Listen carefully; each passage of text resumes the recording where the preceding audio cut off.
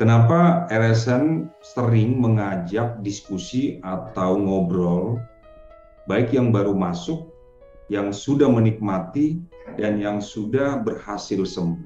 Karena apa? Pola saya, pola RSN, pola kami bertiga, saya ajak semua tim adalah untuk terus upgrade, berbenah. Tidak puas dengan hasil yang sudah didapatkan. Bukan berarti maruk atau ya serakah, bukan di sana. Tetapi apa? Terus upgrade, lampaui limitmu. Itu kira-kira pesannya. Lampaui batasanmu, terbanglah sejauh mungkin yang bisa kamu arungi. Karena apa? Tuhan menciptakan manusia. Kalau di basic keyakinan atau agama saya, Tuhan menciptakan manusia itu luar biasa sesuai dengan gambarnya. Nah, di mana letak gambar kita?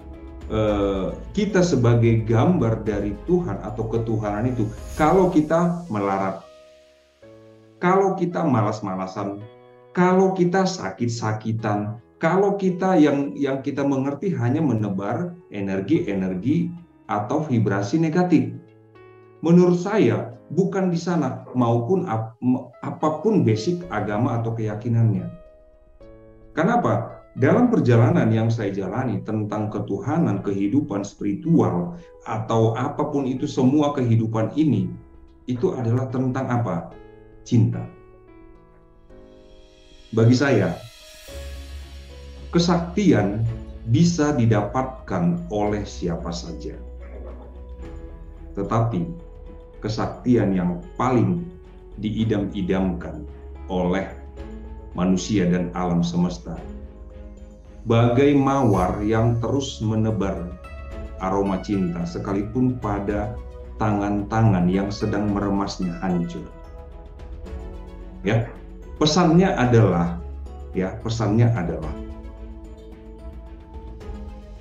bagaimana Tuhan, kuasa Tuhan, Ruh Tuhan, Roh Kudus, Roh Suci hidup di dalam kehidupan manusia yang adalah hasil kreasi dari Sang Maha, Sang Pencipta, Sang Pemilik alam semesta ini. Hati yang gembira adalah obat yang manjur. Semangat yang patah melemahkan tulang. Ya, kalau di Batak ada tulang dan non-tulang, bukan itu maksudnya ya, tapi tulang belulang ini. Kenapa? Saat kita lemas, saat kita drop, saat kita stres, saat kita panik, takut, khawatir, yang terjadi hanyalah kita sedang berupaya dengan sekuat tenaga untuk menghancurkan kehidupan kita lebih hancur lagi. Tetapi pada saat kita sadar, itu medianya, mekanismenya yang akhirnya saya temui adalah meditasi dan self-healing. Pada saat seseorang mau rajin, tekun, menekuni itu, melakukan itu, perlahan-lahan itu berproses. Ya, imun sistemnya berproses membaik kembali. Itulah yang saya lakukan. Itulah yang saya sampaikan ke siapa aja yang mau datang ke saya atau yang mau datang ke RSN, terutama atau termasuk Kayani. Selalu saya sampaikan di awal-awal, Kak, lihat itu sebagai berkah. Saat kita mampu melihat apapun yang datang silih berganti dalam hidup kita sebagai berkah, sebagai ujian, sebagai prasarana untuk naik kelas, untuk berproses, di sana letak kespiritualan seseorang manusia. Tetapi pada saat dia masih mengeluh, masih menggerutu, masih memaki, masih menghakimi, masih menangis dengan kondisi yang ada, orang itu hanya sedang membuat dirinya, jiwanya semakin tenggelam ke neraka jahanam. Bukan hanya di level bumi, tetapi apa? Downgrade semakin rendah, semakin rendah, semakin rendah. Nah, Itu sebabnya saya nggak bosan-bosannya dan saya berjanji ke jiwa dan Tuhan saya dalam pemahaman saya.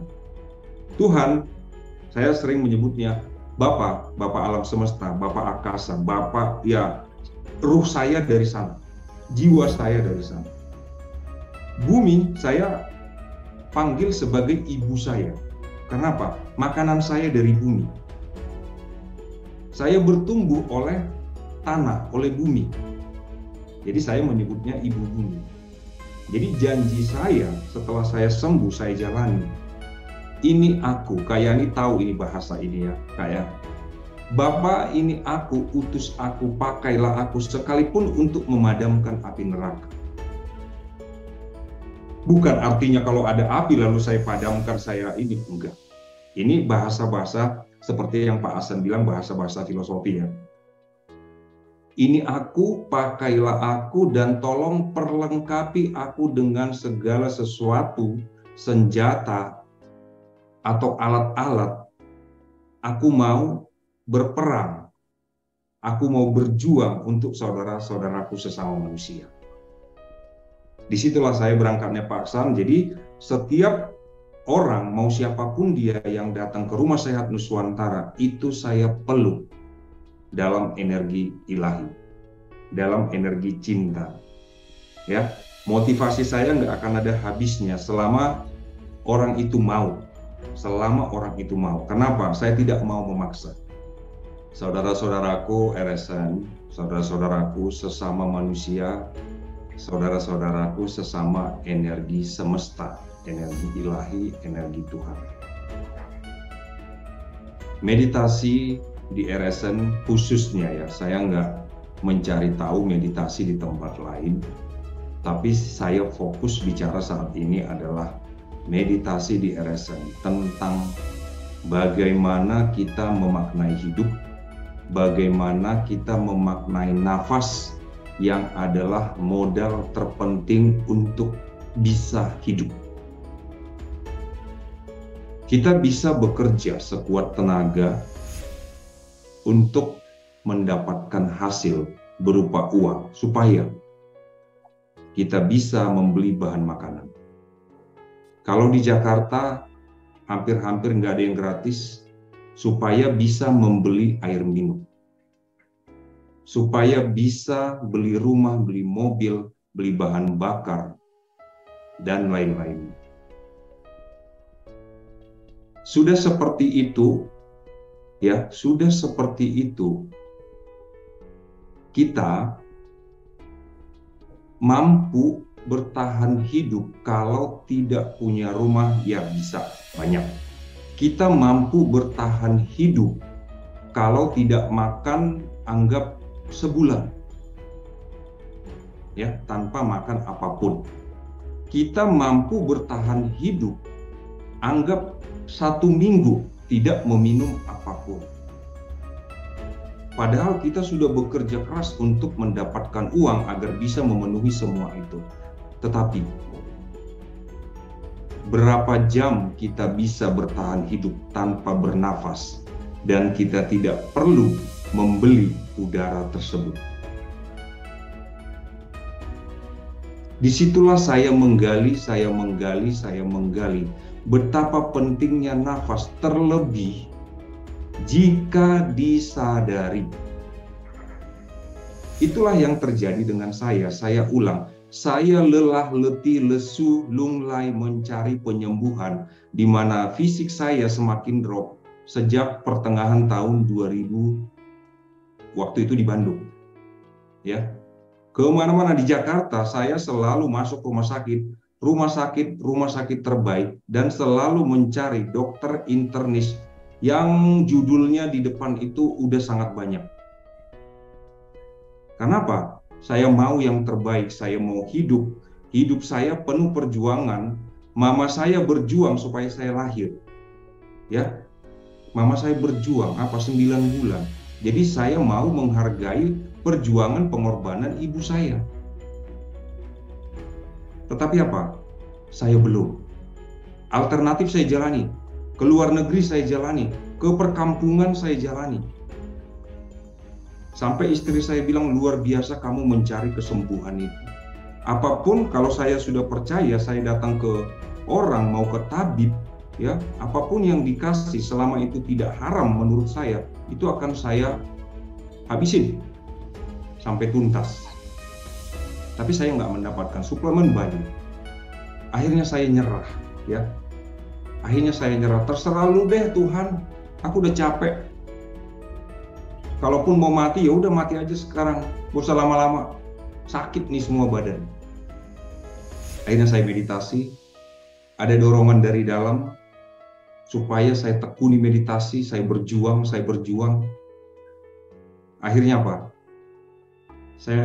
Tubuh saya mendapatkan kekuatan. Dan nggak pernah saya harapkan, ya, nggak pernah saya harapkan saya dapat bonus yang luar biasa. Apa bonusnya?